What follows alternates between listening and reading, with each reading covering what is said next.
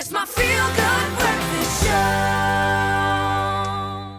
Welcome back. You are live with Expresso. Thank you so much for keeping it locked. Now, time to have a little bit of fun. The multiple award-winning Chief Creative Officer of Joe Public United, Pepe Marais, has released another must-read, hot on the trails of his very successful Growing Greatness debut business book / autobiography. Now, he continues to urge others, particularly the younger generation, to seek growth through changing their habits. We caught up with Pepe at the exclusive launch of 20 Habits That Break Habits book. Take a look.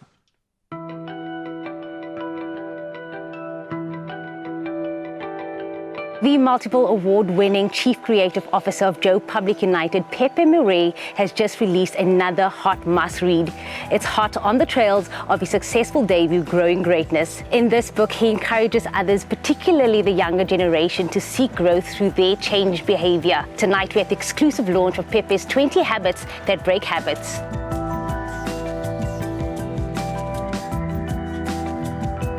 I don't even know where to start because I feel like I know you, I know Oma M, I know Heidi, I know Jasper, just reading the book. But let me start off by saying congratulations on a second book. Do you ever feel like and look back and think that you were going to be an author? Never. So even the first book was completely by chance. I was approached by a publisher who asked me to write my first book, so I had no dreams at that stage of writing a book, and the book did very well. And then the second book was an idea I had in 2019 out of the blue. So I went and put pen to paper, and now my second book's on the table. Let's talk about the packaging of the book. Is the idea that you take the book out of the box, and does that really motivate you to think outside of the box? No, I wish I thought of it like that, but not at all. So I drew down the front page. The front page looked exactly like the cover of the box. I sent it to my publisher, and I think within 2 weeks, The Tobacco Wars came out as a book, which had cigarettes on the front cover, and I felt, okay, now that idea's been done. And I then decided to rather build a franchise of Growing Greatness. My design team at Joe Public Shift actually said, no, but then we turn the front cover into a box and we'll put it inside the box. But I think I'm going to start saying that it's so you think out of the box. Well, I'm definitely going to send you my invoice.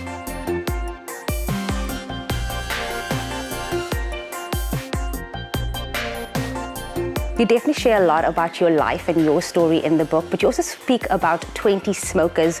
Why particularly single out smokers? It was all part of the idea. So I used to smoke for 18 years. And I suppose that's also why I don't go good and bad habits, because I loved smoking. So I didn't want to go and judge smoking and go, that's a bad habit. I'm giving you a good habit. And it was just a limiting habit to me in my life. But the idea was to interview 20 smokers, because there's 20 cigarettes in a pack of 20s, and then to actually ask them about their limiting habits. And during the interview, I timed their smoking speed, and I then timed their reading speed, and I worked out how many words I would have to write for each smoker when they read their chapter. It technically should take the time of one cigarette. So that was the idea of the book. And then the interesting thing was none of the smokers actually thought that smoking was limiting. They all had other limiting habits. I like that. I like the fact that you use the terms limiting and liberating as opposed to good and bad. Why that positive approach and wording? And I suppose it's the same thing, because we're very easy to judge. So we go good and bad. And I found in my experience, anything that I judge as bad often is the starting point of something really good. So I didn't want to judge habits, and I didn't want to judge people, but I'm very aware that some of my own habits limited my life, limited my potential. And the new habits that I started introducing into my life really liberated my life. I had this idea to write a second book, and I thought, I don't want to have as heavy as the first one. Completely freaked my mother out the first book. Because all the dirty washing was out there, and sisters, and they're like all like, Marie hasn't read it yet. She doesn't like reading, I love cooking. I love reading, but when I saw my name, I stopped. Heidi, you got quite emotional when you did the opening for Pepe. Tell me why that is. Probably because I operate from my heart. And I know that Pepe operates from his heart, and we've been together for such a long time. We've been through so many ups and downs, and we've got such a deep connection. And I know how important it is for him to be modest and not come from a place of being better or successful. He really works from his heart. So I connect with that, and I just can't help being emotional. He, of course, dedicated this book to you because he said that you finding your purpose has helped him find his purpose. Do you take any credit for that at all? Not at all. We're on a journey together. Started when we were 16, and every moment, every up, every down, every smile, every frown, it's part of the journey. And he supports me where I need to be supported, and I support him where he needs to be supported.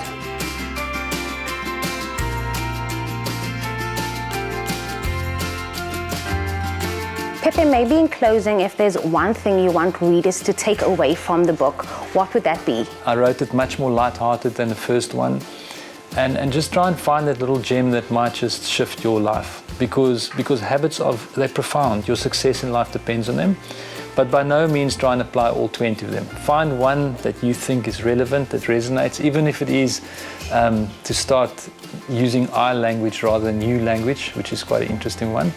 But yeah, just if there's one little thing, I hope if it can shift anyone, then I'd be very grateful. Of course, I'm not going to leave without asking you to sign my book. Is that okay?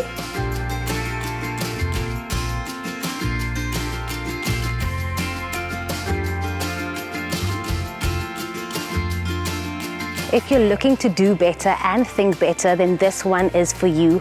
After my enlightening conversation with one of the advertising greats, I'm definitely motivated to discover my own inner greatness. I still get goosebumps thinking about it. He's, of course, a husband, a father, entrepreneur, author, public speaker, purpose advocate, humanitarian, and closet Afrikaans rocker. Pepe Marais has an overarching vision to affect positive change throughout the course of his life, and he's written 2 books towards this goal.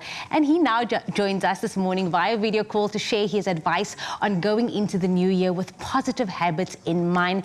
Good morning, Pepe Marais. How are you doing this morning? I'm good, thank you very much. Sitting on holiday here at the Vaal River, so my happy place. Tough life, buddy, tough life. Pepe, congratulations. The book, I think, comes at a really important time for South Africa, but it looks amazing, it sounds amazing. Great to get a little bit of an inside view into what it means to you and your family. So nothing but the best and success with the book itself. But it covers some amazing perspectives in there, and I love the angle that you've taken. And maybe we can use it right now as we move into a new year with all of our New Year's resolutions. It's one thing having those resolutions, it's another thing actually actioning them.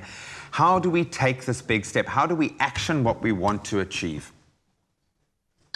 Yeah, I suppose great question, because I've realized taking action is our Achilles heel as human beings. So knowledge is nothing if we don't act on it. It's not easy, but I suppose I always say start small. Start with something really simple and easy, and then just practice it every single day. And over time, it's incredible how powerful it can become. Becomes a habit. Absolutely. And maybe then what kind of resolutions should we be having to lead a healthier and more positive life, or maybe in your words, liberating life? So, it's fascinating, and this is not something I've believed just because maybe I'm financially successful. It happened before that. There's 8 forms of wealth. I've learned this on a workshop in Toronto years ago. And it starts actually with your spiritual health and your physical health. Those are your 2 most important wealths in life. So I would say any habit that supports your mindset and that supports your health, for me, would be the most important to start the new year with. That creates the platform, and it's amazing that your brain works better when you are healthy and exercising. We know that this is a knock-on effect. This has been a crazy year for all of us on so many different levels. Should our goals be changing after our life during COVID-19, or should we be applying the same rules as before? How much has this year changed the way that you see things and are going to be acting in your own life? I think the world has fundamentally changed. Time's going to tell how many people will change. It's very difficult for people to change. Even when we're forced, we fall back into our old habits. This world is fundamental. I mean, look at us now. We're having a television live interview while I'm sitting on the Vaal River. So everything has changed. A big theme for me this year is to focus on what I can control. I wrote a chapter on that. We tend to get very excited and emotional about things we can't control at all. So a big theme for me will be setting my goals on things that I really can control. Because I think when you set your mind to something you can't control and you fail, it actually builds this sort of habit of I can't do this. So my big theme is focus on what you can control, and most importantly, even in this challenging time, try and make the most of every day. There's miracles all around us. I'm looking out at nature at the moment. Just look for the beautiful things in life, and make sure they override those negative things. And I'm going to quote you here, it's time to step up instead of step out. But just maybe to say again, how important are our daily habits to the trajectory of our lives? They're fundamental. In my experience, we don't even realize how deep they are. They learn from childbirth, from the day we're born. So those early 7 years forms our adult habits, and they're very, very deep. But when we become aware of them, that's almost the first step. I became conscious of not speaking positively to myself, and I changed that. It took a few years to really put it into my mind. You will never hear me say a negative word about myself. And that took years to change as a habit because it was so deep within me. Pepe, I've got to say, you've just become my spirit animal, my friend. Thank you so much for sharing this, what I would imagine is a deeply personal and introspective journey with the rest of the world. I think South Africa needs to hear this right now. We've certainly needed to hear this, and I can see just that one meeting that Jamie's had with you has really made its mark. So thank you so much for bringing your influence to our show. And again, good luck with the book, and have the most phenomenal time at the Vaal. Thank you so much. Really appreciate it. Ah, beautiful stuff, Pepe Marais sharing. It does feel emotional. I feel quite emotional about this. And in a world where there is a lot of advice in this space, this feels really authentic. It's something that we can grasp, and I like the idea of changing those habits on a daily basis. Something small, just like being better to yourself. Start being more positive just with yourself as a starting point.